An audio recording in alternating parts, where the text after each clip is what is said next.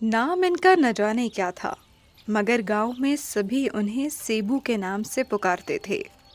ये सेबू दरअसल साहिबों की बिगड़ी हुई शक्ल थी और साहिबू इनका तकिया कलाम था। जब कभी उन्हें कोई ख़ास किस्सा सुनाना होता और इनके बकौल उनके सारे ही किस्से ख़ास थे, तो वो बात का आगाज़ कुछ यूँ करते थे: साहिबो, क्या बताऊं?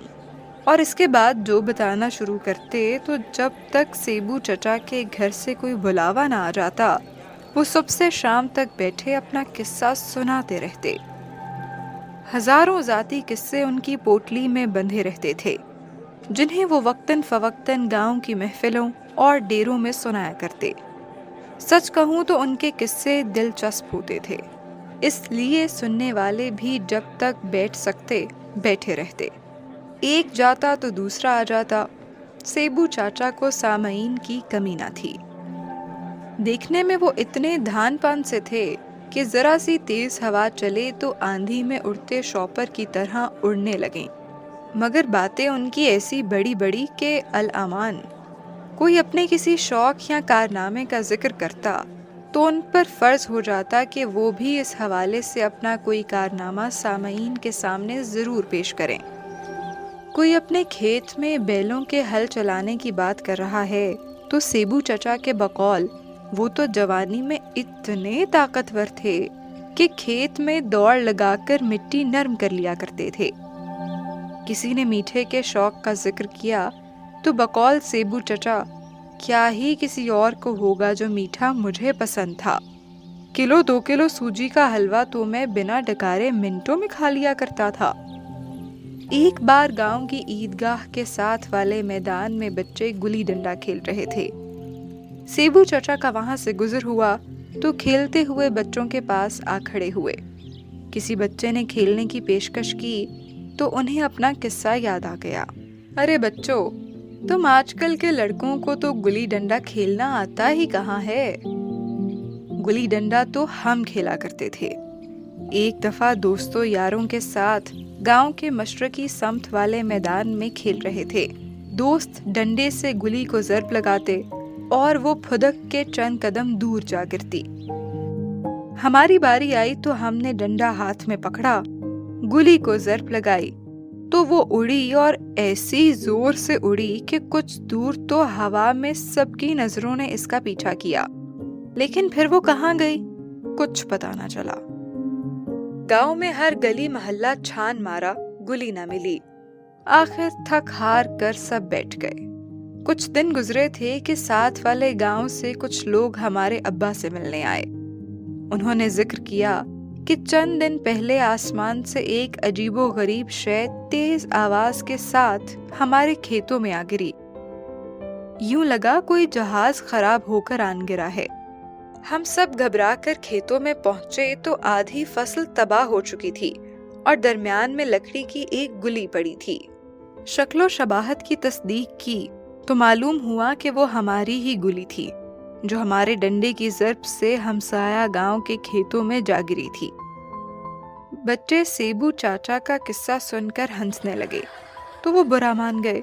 नागवारी से कहने लगे, नालायको, तुम लोगों को क्या खबर, ये आजकल के लड़के जरा हिम्मत जान इनमें नहीं है मगर सेबू की ताकत पर शक करते हैं। सब बच्चे फौरन खामोश हो गए और मुअद्दब अंदाज में बोले, नहीं नहीं चाचा, हमें आप पर पूरा यकीन है।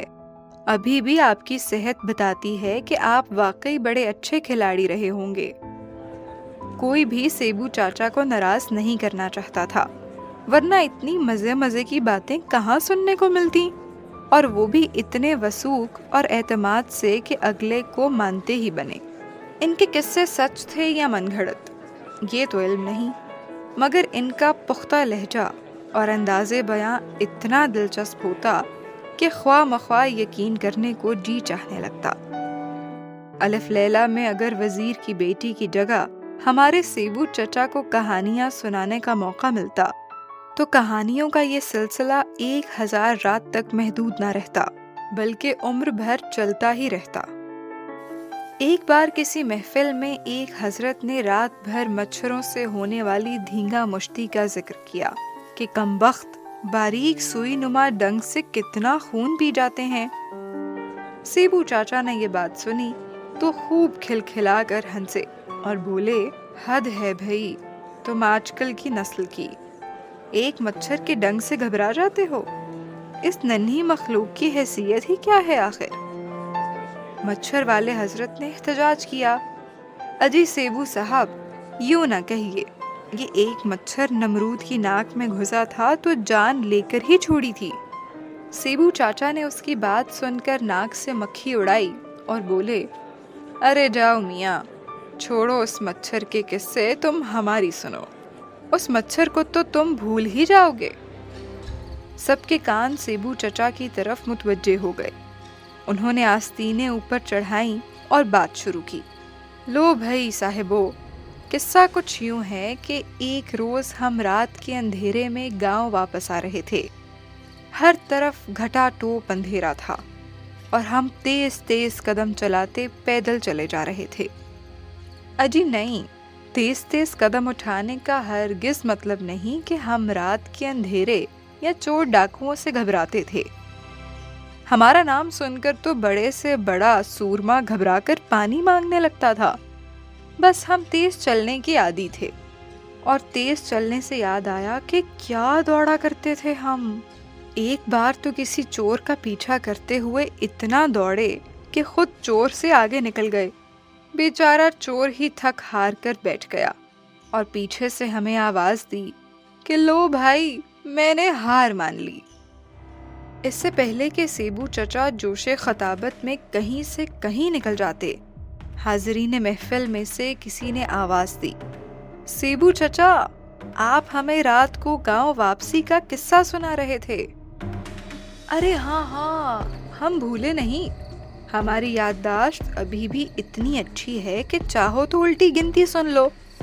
تو ہوا یہ کہ ہم پیدل چلتے آ رہے تھے کہ کریم آباد والے قبرستان سے کچھ آگے آ کر کتوں کے ایک جھنڈ نے ہم پر حملہ کر دیا۔ ایک کتے نے ہماری ٹانگ اپنے منہ میں دبوچ لی۔ ہم نے اس سے زور کا دھکا دیا اور جست لگا کر ایسا دوڑے کہ کیا چیتے دوڑتے ہوں گے۔ گاؤں پہنچ کر دم لیا۔ اگلے دن گاؤں کے کسی شخص نے کریم آباد کے قریب کتوں کا ایک جھنڈ مرا ہوا دیکھا۔ تحقیق کرنے پر معلوم ہوا کہ جس کتے نے ہماری ران پر اپنے دانت گاڑے تھے وہ باولا ہو گیا تھا اور اس نے اپنے ساتھی کتوں کو بھی کاٹ لیا تھا، جس کی وجہ سے ان سب کے جسم میں ایسا زہر پھیلا کہ وہ صبح تک سارے کے سارے مر گئے۔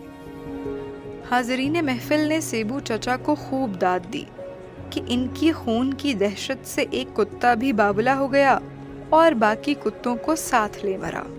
مچھر والے حضرت پھر سے سیبو چچا کی بات کی تردید کرنے کی جرت نہیں رکھتے تھے، سو چپکے ہو رہے۔